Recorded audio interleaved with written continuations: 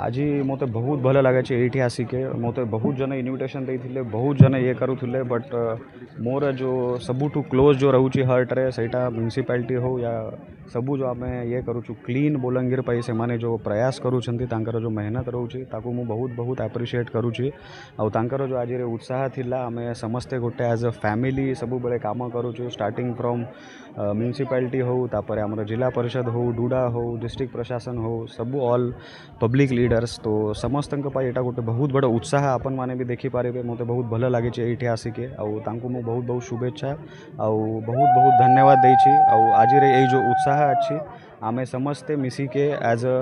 भाई भौनी मानकर हिसाब रे आमे समस्ते काम करिबा as a team as a family आउ आपनकर भी सहयोग दरकार आपन भी देखि पारे बहुत तांकर उत्साह थिला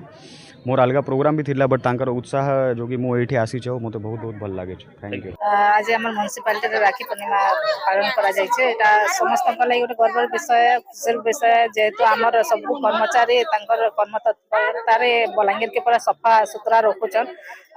तांकर लागि बोल के आज बलांगीर पूरा अर्ली मॉर्निंग रो सफा होचे तो तांको जेतकी धन्यवाद देले सेटा कम हेबा आमर पूरा टीम रो लागि आज बलांगीर म्यूनिसिपालिटी राज्य स्तर रे पुरस्कृत हेबार लागि भी जाउचे माननीय मुख्यमंत्री ठारू तो एटा हमर लागि गोटे गर्वर विषय इ प्रकार